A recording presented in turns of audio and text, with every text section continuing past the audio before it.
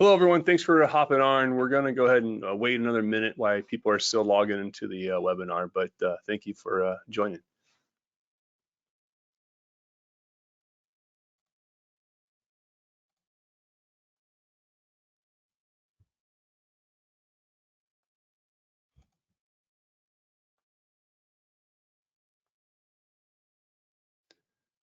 All right, I'll go ahead and get started. I think some more people have got on. Thanks for everyone for joining. My name is Josh Fenn. I'm the CEO and founder of Insellerate. Really happy to have Nima Hakimi on the line as well with us today and doing this webinar.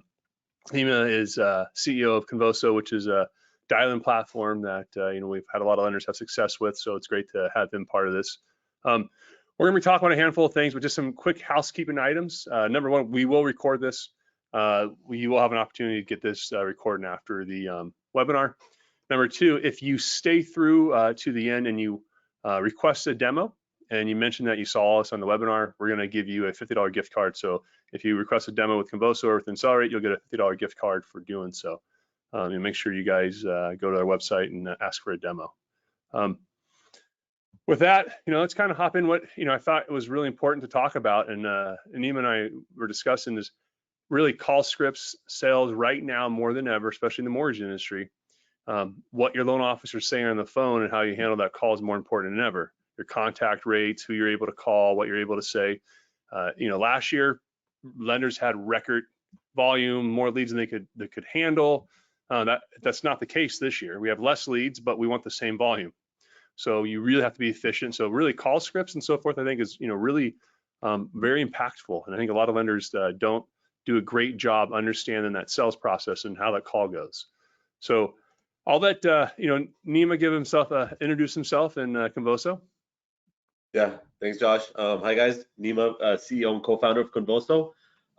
We've been around for about 15 years now, and actually the funny thing is that we started the business more as a favor because my cousin had a mortgage company at the time, and he had telemarketers that were manually picking up the phone, making calls. He was looking for software to obviously automate that process and make it more efficient, and so came to us, my brother and I, to see if we could help him out, put something together for him, and we were like, wow, there's a lot of potential here with a lot of other companies that have a need for this type of technology. And here we are 15 years later. We've worked with a lot of sales and lead gen teams, and ultimately we're really, really passionate about helping our customers convert their leads faster and more of them and staying compliant at the same time.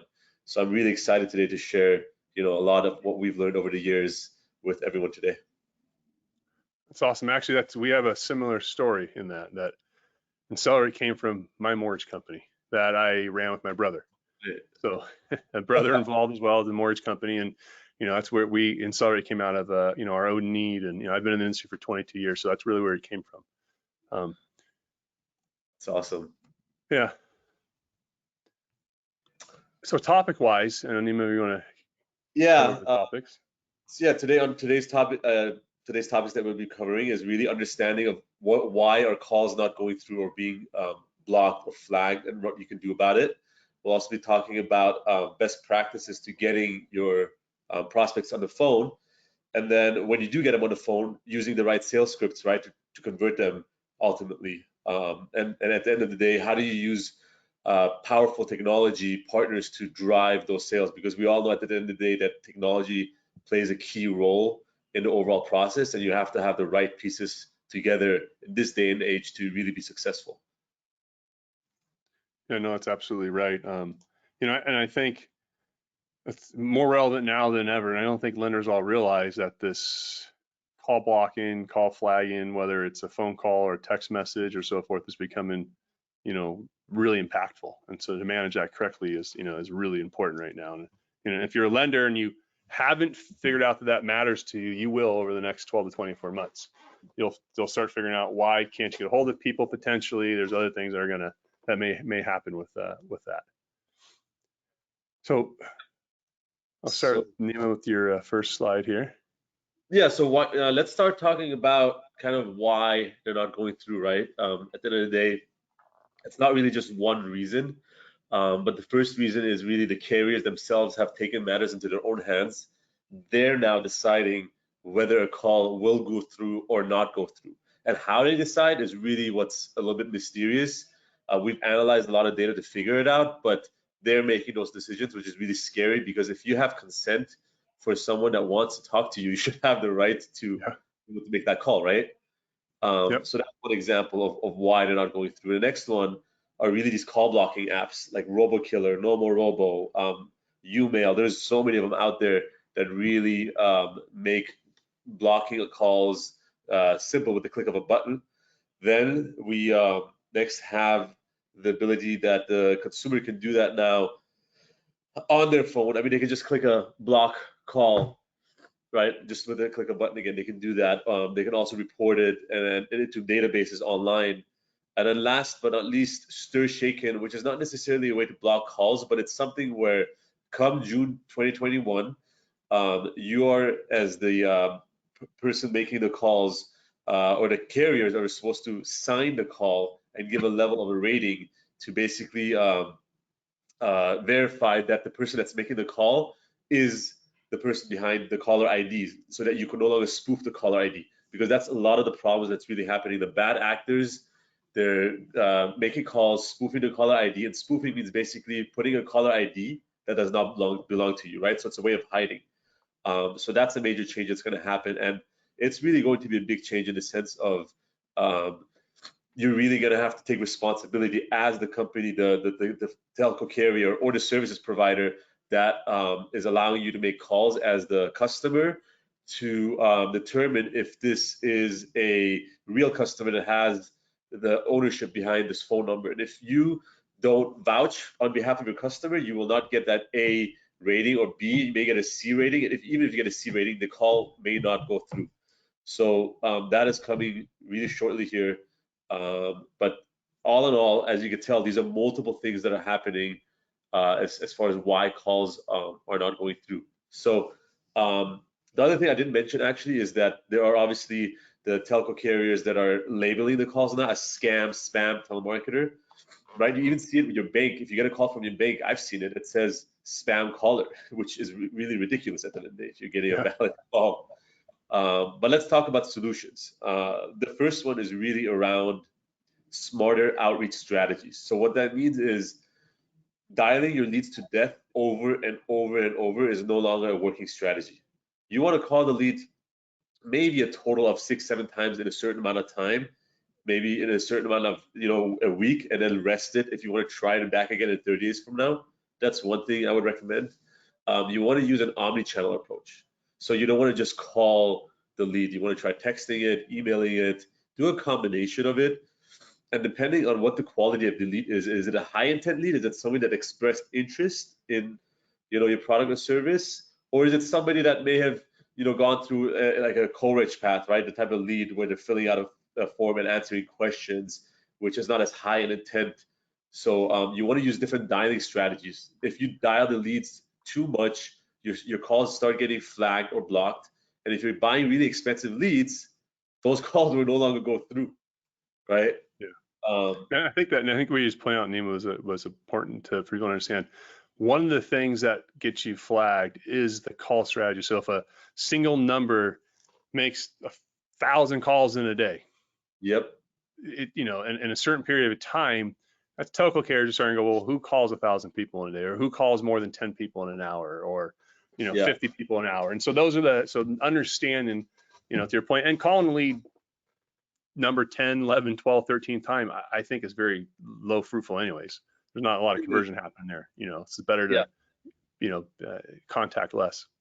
Yeah, I mean, you want to look at your reports and see after what attempt is there really not a lot of pickup and answer rate. So I agree with you 100% there.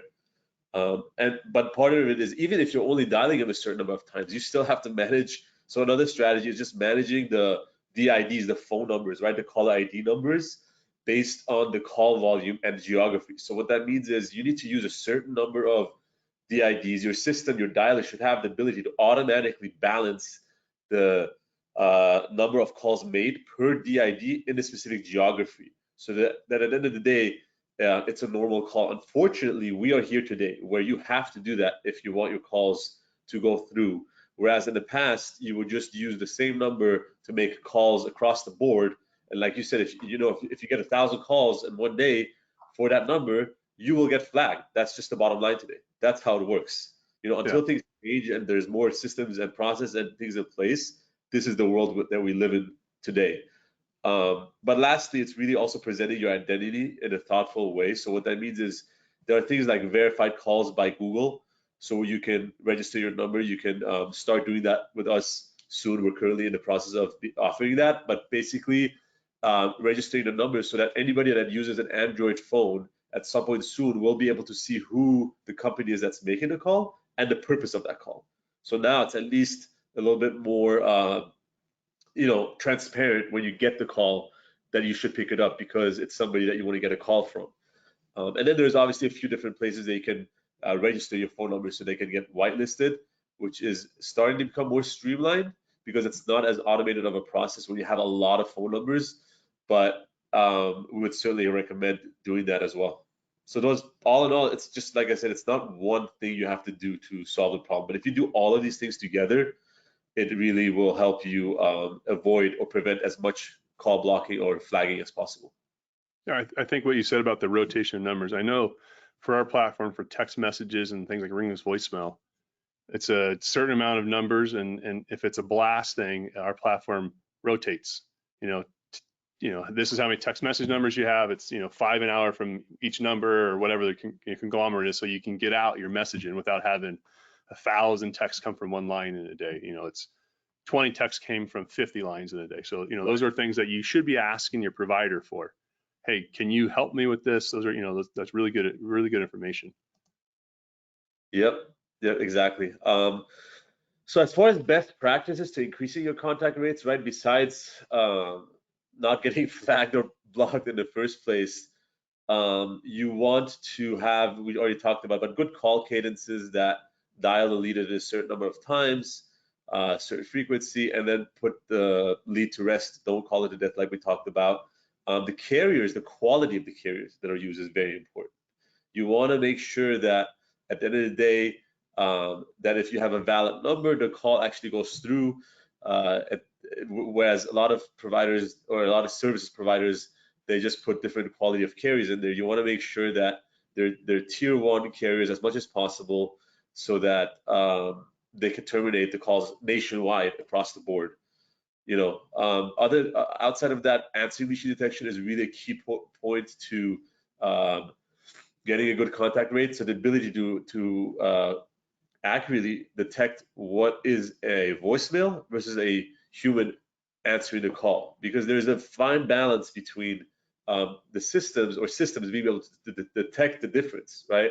So we have, studied hundreds of millions of calls, and we continue to do so to tweak that voicemail detection so that we're not bombarding the salesperson with a ton of voicemails, which kind of kills the momentum, depending on what your strategy is, of course.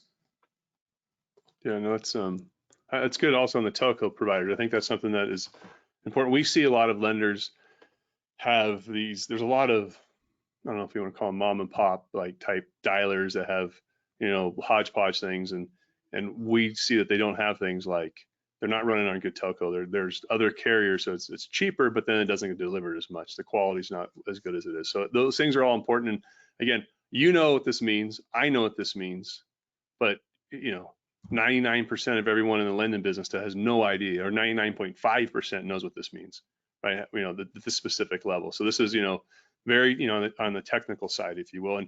And I think, that's kind of really good information, which is, hey, on the technical side, what do you use to become best as possible to contact as many leads as you can, right? And get a hold of as many people as you can and make them happy, right? What are the strategies and what are the tools?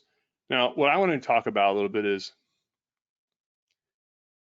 once you get a hold of someone, what do you do, right? And that's the other side of it, is how do you interact with them? And so first, what I talk about is call flow handling. What I mean by that is this: you should have a call flow, meaning based off of a lead type, what's the first bit of information you're gathering? What's the next thing you want to try to get to? What's the final, close, if you will? What's the follow-up? Understanding what the natural sales gate of that process is. And what I mean by lead source, for example, if you're taking an inbound call from a direct mail piece, or your current customer is calling you. Well, that call flow looks like one thing, slightly different, because that person's already excited. They're calling you. They're already in the boat. They're ready to buy. Now, let's say you're calling an internet lead. You're the first person to talk to them, or they're calling you back. You need to have a slightly different pitch and a slightly different call flow to handle that lead, because they buy slightly different based off the lead source in the initial conversation, right? So depending on where that person comes in, or let's say it's a telemarketed lead. I see lenders that will go, and I'll tell you, I was a lender and this happened to me. You have a telemarketing center, whether it's internal or external, they're transferring calls in, and your loan officer answers the phone. So here's the thing about this. Some telemarketer calls a consumer, says, hey, Nima, I got something to talk about a mortgage. Would you give me a call? Or do you want to talk to someone about a mortgage? And you're like, yeah, I want to talk to someone. Sure. And I'm pitching you some reasons. Rates are low. Hold on a second. Let me get a loan officer on the phone. I transfer to the loan officer. The loan officer says, hello, how can I help you? And it's kind of like, well, I don't know. You called me. And, so that initial call flow is really horrible, which goes into getting people in the boat. Right. And that happens, we see, I'm sure, Nima, you see that same thing. Lenders, they don't necessarily, and companies don't understand that, hey, you need to make sure you train your people based off of the lead source, how to start that call, right? How to get them, get them in the boat. And that's kind of an important thing. People don't always understand. That's probably one of the number one thing is first to get people in the boat. Yeah, to add a little bit to that, I think one of the challenges is that when you're getting leads from a lot of different places, right, whether it's calls or from various websites, it's all going sort of in one bucket. And the salesperson or agent that's taking a call just knows, hey, I'm going to give them my spiel, my pitch, and so on and so forth. The problem with that is that, like you said, if they're coming from different places and different offers and different messages, if you're not tailoring your script according to that, you're going to lose a lot of those consumers' interest right away. So you have to have the ability to personalize that script, whether it's with a system like Convoso, where we can customize the script based on the source of the lead or the list or whatever you might have it. You need to be able to personalize that conversation depending on where they're coming from. So I think it speaks really, you make a really great point that you have to customize that conversation and message and script based on where they're coming from if you want to maximize sales and conversions. That's right. And so that gets the people in the boat. And so I think this is the next thing is what I mean by that is if I call you because you're my current lender and I say, hey, Nima, I'm looking for, I want to get a new loan. Can you help me? I just walked down to the dock, bought a ticket, jumped on your boat and said, let's go for let's take a stroll. Let's go out in the lake. Now, if you call me, I'm like in the parking lot, I might be on the dock, I'm not in the boat yet. And you're not going to sell me on a loan on the other side of the lake because you have to get me in the boat first. And sometimes people forget that, right? There's that first bit of rapport building, especially if it's telemarketing, that first 15, 30 seconds of magic that you have to understand what that conversation should sound like, what you should say, because if you don't, the attention span, if you're calling someone, is very short. I answer the phone, and every so often, someone who's telemarketing me and it's a lead follow-up, the ones that handle the call actually, calmly, collectively have some sort of, hey, Josh, just wanted to follow up with you. You spoke to one of our people about 2 months ago, and I don't want to waste your time, but, it's really important, if we want to make sure we reach all of our customers. And they're those ones hey, listen, I don't need the service, or yeah, I do want to talk to someone. They're getting in the boat, but the people, hop on and say, is this Josh? Hey, it's like, no, this isn't Josh. You got the wrong number. You're telemarketing me. I don't want to talk to you. So you have to get people in the boat. It's important to get the people in the boat so that way, then you can go into initiating your conversation, right? So how you start the conversation, what you do in the conversation, what types of, goals you lay out, right? You can say, well, based off what you're telling me, what I think we could do is if we could save you monthly money, that would be big. Okay, great. Or you need money to put a pool in the backyard, or you're buying a new home and you want to get pre-approved. Great. Let's start that conversation and then kind of, get into the, asking the right questions, right? And that's different. Yeah. Again, call flow. If it's a refi, there's certain questions you want to ask. If it's just rate and term, if it's a purchase or it's cash out, but you really want to start it with, asking the right questions and then kind of drilling down. If someone says, I want to take cash out, well, the next question should be, what for?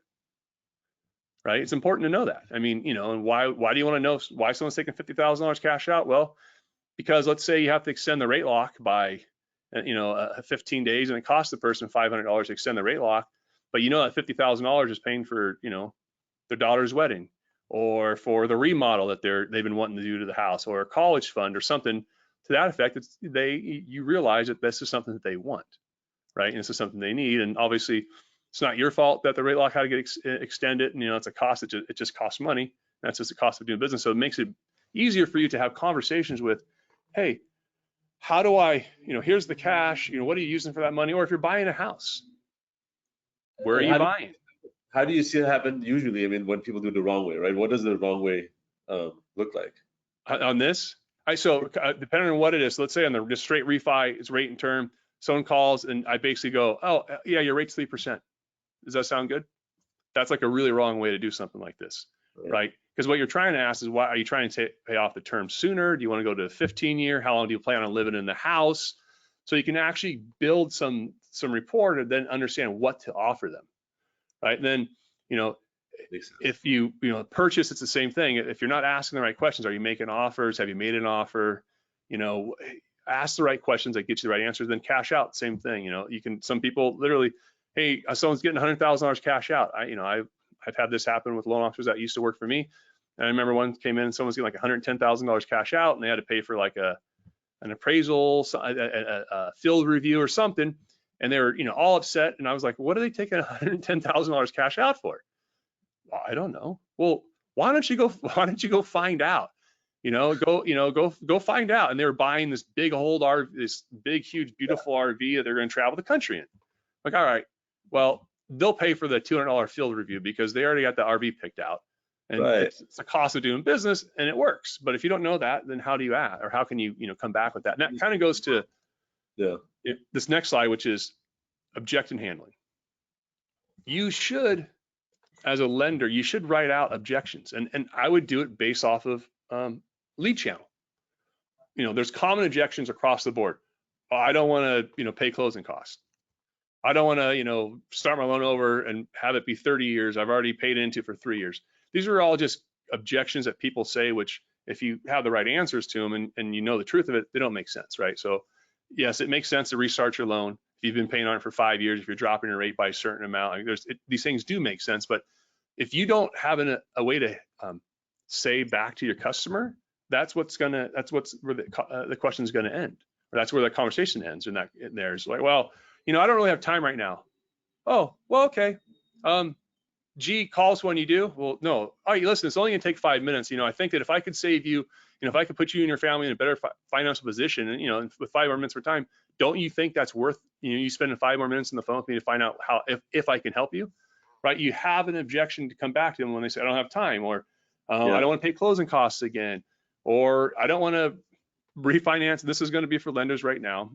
Cash out is the lenders that we have that were heavy refi folks. The ones that are doing cash out are doing great still. I was a big cash out lender. You need to ask the right questions around cash out, and sometimes the objections are, you're paying off credit card debt. You say, listen, you have $30,000 in credit card debt. We're paying that off. So that's a $900 a month payment. Your current mortgage is $1,200, so you're currently paying $2,100 a month. Your new payments, $1,452. You're saving $552 a month. That's $7,000 a year. That's in the first 5 years, that's $35,000. You want to give them some benefit. And then if they say, well, I don't want to finance my credit cards over 30 years. Geez, I'm going to pay them down sooner. Then the objection handling is, well, why don't you take a look at your credit card statement? The average credit card is somewhere between 27 to 33 years at your current minimum payment, and your card will be paid off. Then all of a sudden, when people realize, wait a minute, I'm already financing this for 27 years or 30 years, it's not an objection anymore. But if you don't train your staff, and not everyone knows that. So you train your staff, build objection handling, so you're able to, really manage these things together. So your loan officers have the highest level of success. So then build relationships. Teach your people how to build relationships, and whatever that is. What I say is people love talking about themselves. Yeah. I mean, there's no question. And if you're in the lending business, you have a unique picture into someone's life like no one else does, right? I don't know anyone that has when I go get a loan, you get all my assets, my debt, my credit, my income, yeah, everything, right? So you know all about, you know where I work, you know where I've lived, where I've banked. That's not normal to have that level of conversation, right? Yeah. So build a relationship. Well, people buy from people at the end of the day, right? It's you can have your product or service, but you got to be able to connect from one human to the other and really be able to relate to each other and build that trust. And from there, a lot of things become easier. And I think people forget about that because everybody's all about get the sale, get the sale, get the sale. That's right. People do business with people they like. That's, Exactly. I always say consumers, they're not calling around shopping for a rate. They're calling around shopping for a loan officer, right? Because most loan officers have very similar rates to offer someone. So it's more about that than it is, build that relationship. So really just kind of summing it up, manage your call flow handling, right? Have a script that fits where the lead source comes from. Make sure you have some objection handling. Learn how to build relationships.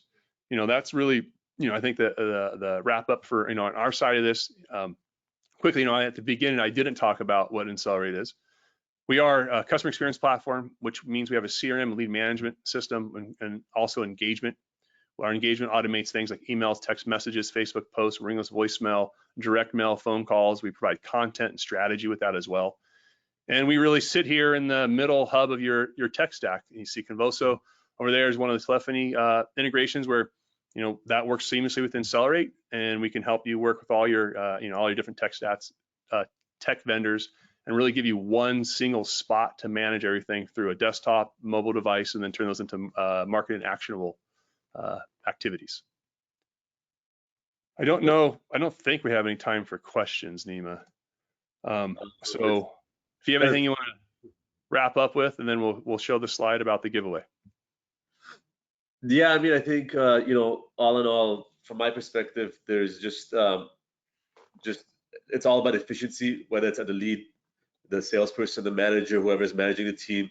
You really want to look at increasing efficiencies for the bottom line in terms of getting results. There's a lot we could talk about. We could sit here talking about for hours about all of this stuff. But let's wrap it up, and then all contact information should be there for anybody that wants to reach out to us to go deeper into any of the things that we talked about. Great. Thanks, Nima. Appreciate that. And you're right, it is efficiencies. It's how do I gain 0.5% here, 1% here, 2% here, 5%. If I can increase my contact rate by 5%, if I can increase my talk time by 10 or 15%, all those little efficiencies add up to big wins. So good. Nima, appreciate your time. Everyone else out there, again, go to our website, ask for a demo, mention that you saw this on the webinar, and you'll get a $50 Amazon gift card. And this will go out to everyone here, I think, in the next 24 hours. And everyone have a great day. Thanks, Josh. Thanks. Bye.